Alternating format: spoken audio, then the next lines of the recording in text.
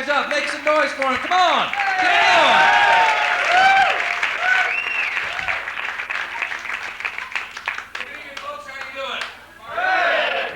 Great. You sound fantastic. It's very nice to be here. I am from San Francisco. I flew down yesterday and got my rental car. Been pretty much driving around ever since. Lost. Oh man. I have learned some really valuable driving lessons in the brief period of time that I have been here. First of which is that, man, you guys drive just a little bit differently here. Apparently in the greater Los Angeles metropolitan area, right-of-way is determined by tonnage and velocity. Fucking stoplights just seem to be rough guidelines, really. Right? Green means go, yellow means go faster, go, you can make it, fuck. And red means go if there's nobody looking. Yes, and let's not forget about those blinkers either, huh? I'll never touch the shit. Hell, I just broke that fucking stick right off the goddamn column myself. I don't need that annoying nuisance. Somebody might know where I'm going. Oh, man. But, you know, that's actually okay with me, the aggressive driving, because I'm an aggressive driver myself by nature. I'm an unabashed speeder. I'm always doing, you know, at least 10 or 15 miles an hour in excess of the posted speed limit, especially like when I'm out on the freeway or the interstate. And I'm also always doing it in the proper left-hand lane where I'm supposed to be. Now, I sense that a few of you guys are with me on this one. For those of us who do not recall this from driver education, let's just go over this one more time as kind of a community service, shall we? All right, you're in the left lane. The left lane, which is known as the... Excellent, we'll get along fine. All right, you're in the left lane. You look into your rearview mirror. You see a car behind you by, say, 100 feet or so, right? A few seconds later, you look back. Now that car's only about 50 feet behind you, right? A few seconds later, you look back one final time. Now that car's front bumper is virtually locked with your rear bumper, and they're now flashing their lights on and off and on and off and on and off. Then that means get the fuck out of the way!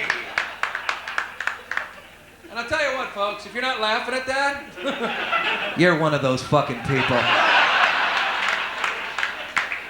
Sorry, color me asshole if you will, but I have had it up to here with that bullshit goober, because there's at least one other lane, so just move your sleepy, slow, radio dial fiddling, cellular phone using, booger picking moron ass over into it, because I got shit to do and places to go. That's the thing, man. I'm not a bad guy. I just want to go fast, and those are the rules of the road, right? Left lane is the fast lane, right? Right lane is the slow lane, right? Left lane is the passing lane. It's not the passing fucking time lane. It's the passing lane, and I want to go, man. That's why I've got an accelerator pedal, airbags, and insurance, because I want to fucking go. Some people just don't get it. You know what I'm talking about? There's so like ego attached to that left lane spot. You know what I mean? And usually it's like some 800-year-old Methuselah blue-haired bitch who discovers her rearview mirror for the first time in her friggin' life. Just, oh my God, there's the behind me. You know? Just, oh my, you know what I'm talking about? You got that human rolling roadblock in front of you who wants to determine your rate of speed for the rest of your natural life. You know, sometimes I wish I had a gigantic freaking snowplow on the front end of my goddamn car, just for traffic resolution. Just so I could be like, no, okay, just relax. It's really not that important. It's just a little bit of traffic. No big deal. Just don't want to let that kind of thing get to you. Just kind of stress and just relax. Just breathe deep. It's the kind of thing that'll just kill you in an early age. I don't want to do that.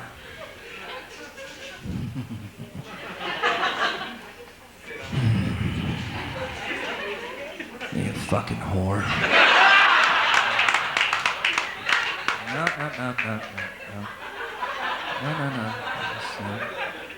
Just relax today. It's going to be a good day. We're not going to get upset by that kind of stuff. Bullshit. Move your fat fucking ass, you bitch. Come on! Because you know when you're alone in the privacy of your car in that little space bubble, the profanity that comes out of your mouth is like shit that has never been heard ever before in that way or combination. It's like you're possessed by Satan just... Your mother sucks cocks in hell. When did you get your driver's license? Were you on fucking horseback? Put some lead into it, sister. Fucking go! Go, goddammit, go! Oh my God, what do I need, a laser beam bored a hole to the back of your fat ass to get your attention? Step on it, God damn it, go!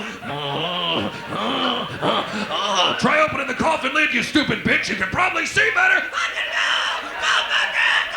All right, fine, you asked for it,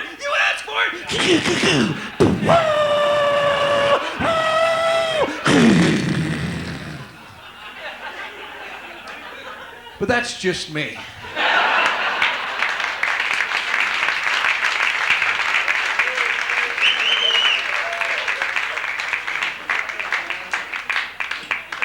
You guys making me work hard on that first bit.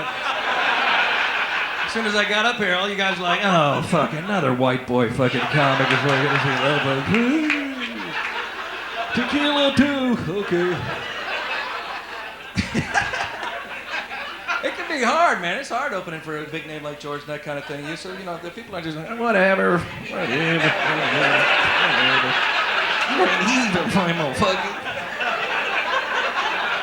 Actually, though, I'm feeling really good because, to be honest, I've been listening to my subliminal comedian self-confidence booster tape all day long. Yeah. It plays this little message over and over that says, fuck the headliner, they're here to see you!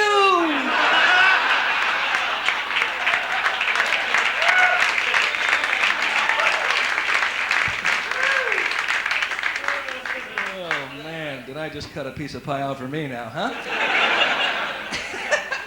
Oh, man, you know what? I tell you, man, I was just like driving around today, and you guys actually have more homeless people than we do in San Francisco, man. It's unbelievable. And, you know, I used to give the homeless guys so much change. Now, in the past 2 years, I've been mugged twice. And, like, last time I was actually in New York City there working, and it was probably my fault, because, you know, it was, like, really late at night. I was walking home alone by myself, and I'm walking down the street, and this guy comes around the corner at me, and he's all just baked out of his bean, right? He just looks at me like, yo, what's up, G? How you doing, man? What's up? Yo, where you going? What's up, baby? Hey, no, listen. Man, you got some change, man? I was like, no, I only got big bills.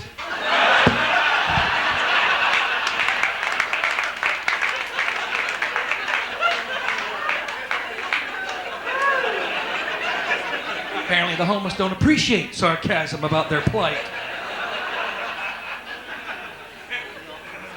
I don't know, man, I just, you know, I never used to understand how those guys got that way, the homeless, and that was until I lost everything myself recently. Overnight, I went from just solid upper middle class to poor white trash, just by moving out of my parents' house.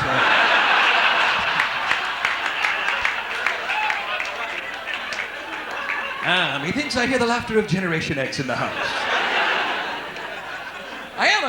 I'm so jaded and bitter now, and I want to keep my distance. I don't want to get mugged a third time. I mean, do you think it's actually wrong to, you know, like toss a bum some change?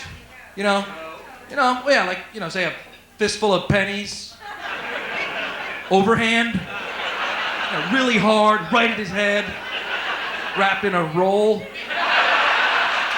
From the window of a moving vehicle while you're hollering, oh no, God bless you, you fuck!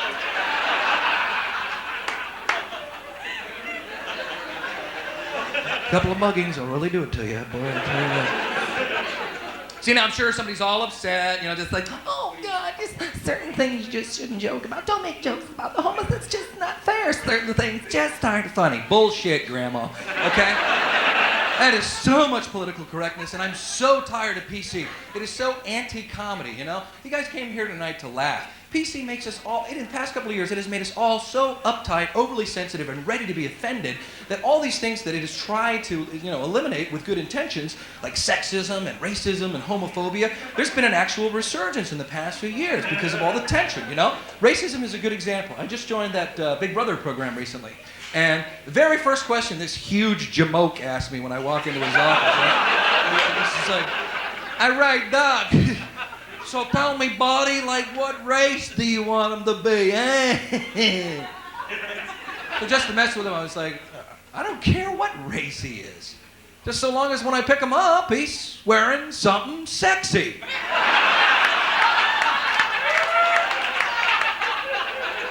Hell, I don't care if he's black, white, yellow, red. If he's in hot pants, call me Big Daddy.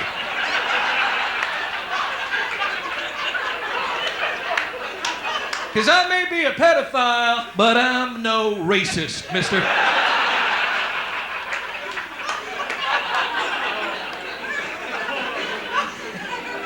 Man, see, I'm so laid back in my personal philosophy, man. America's like so uptight. I don't give a crap what the color of your skin is or your sexual orientation, where you put your penis, or, you know, I don't know. That's not my fucking business. Or your gender. It seems to me like so simple to live and let other people live that they're not messing with you, you know? Do you guys realize this? It's like 16 months before the year 2000.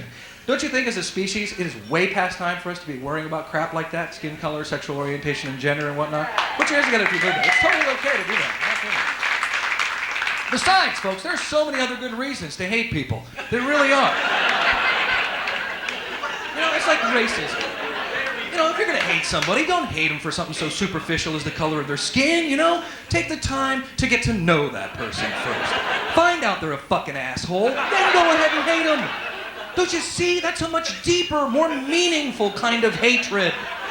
That's a hatred that comes from the heart. That's my message to you guys tonight. It's okay to hate, just do it for the right reason.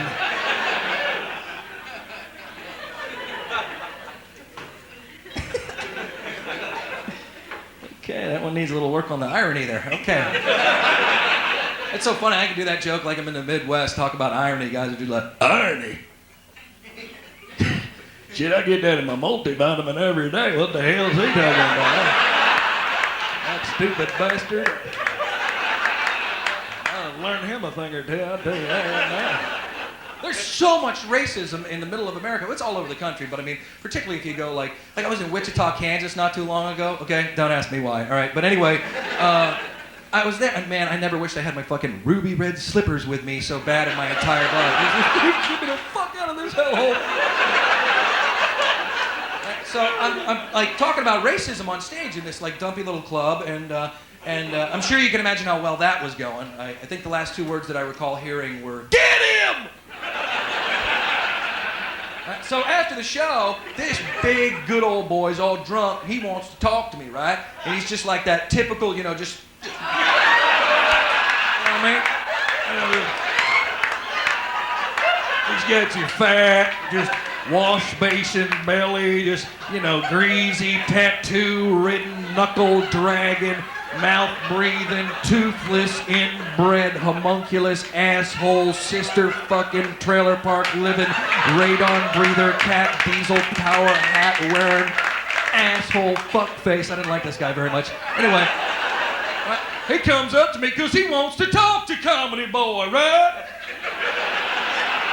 Goddamn right, because he's going to learn me, right? He's going to educate me, right? He said, hey, Mr. Comedian, hey, funny boy, come here a minute, I want to talk to you, boy. So I heard you talking about racism, boy. I'm going to tell you a thing or two right now, college boy. It happens to be a known fact that blacks is just plain inherently lazy. I was like, oh yeah. Well, I guess that's why whites needed them as slaves for the first 350 fucking years, huh, genius?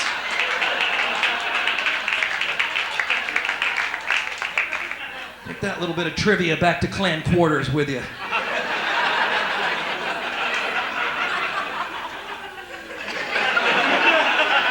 Now, come on. All right, sorry, folks. Now, come on, Doc. You're just talking white boy to white boy now, all right, son? Now, you can't tell me. If you see a black man, he's driving a BMW, you don't think he's a drug dealer? I was like, well, of course I do. But that's because I drive an 85 Ford Escort. I think any motherfucker with a nicer car than me is a drug dealer, man. That's not a race thing. That's just a low self-esteem problem.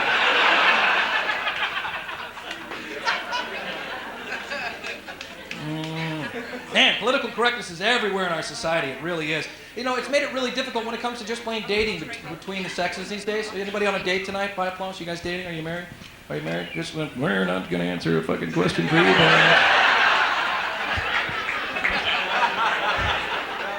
Are you guys on a date? Are you? Man, look at you guys. You're just beaming. And that's the guy. That's the guy. That's cool. No, because I think that like dating has become really difficult when it comes between the sexes. There's so much the sexes are so much on edge with one another now. There's so much tension, suspect of one another's supposed ulterior motives. You got the scary minefield of terminology, PC terminology that you're expected to wade through, right? Terms like what? Sexual harassment, date rape, and whoa, folks. There was a time not very long ago when the passionate pursuit of a beautiful young woman you were attracted to was considered what? Romantic, right? Nowadays, Pepe Le Pew would be considered a fucking stalker.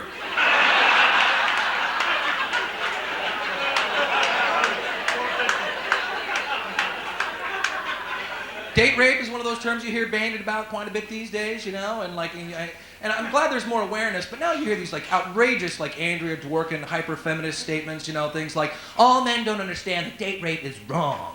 Well, man, most guys get it. It's pretty simple. It's not very difficult. Just face it, though. You're always going to have that occasional backward Neanderthal asshole, you know, with that attitude like, well,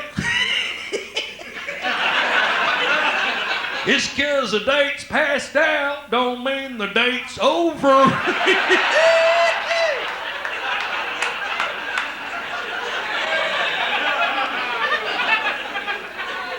If this were a room of nothing but guys, that would have got an applause break.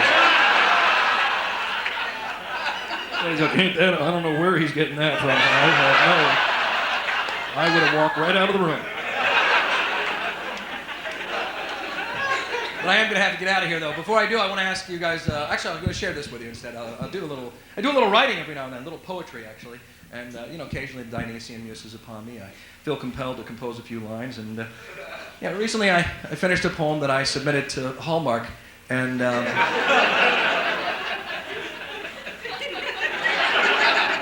and yeah, they turned me down.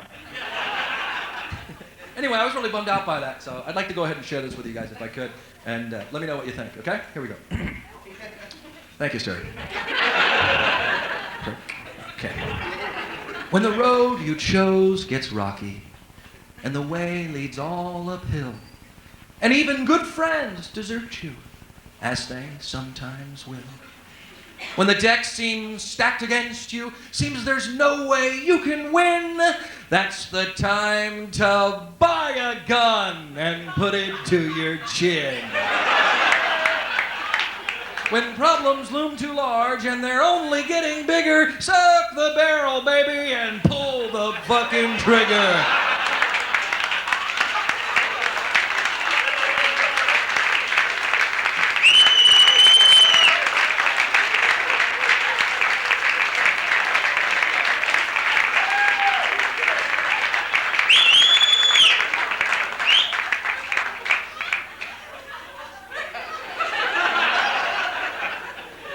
Sorry, I get misty every time I read that. Okay. Suddenly this is the fucking Gong Show. Show us your gun.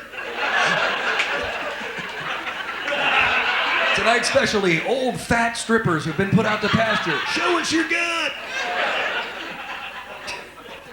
Anyway, they really did turn me down, so I said, the hell with it. I went out, I created my own greeting card line, and I also have started my own little greeting card company, no kidding, which is now called Hellmark. So if you want to get some after the show, I really do have them. I brought 3 different cards with me in addition to the one that I just showed you. This is my favorite new card right there. See that right there? Take a look at that. It's got Jesus on the front right there with his arms outstretched. Yeah, and underneath it says, remember, Jesus loves you. Yeah. The inside says, but the rest of us think you're an asshole.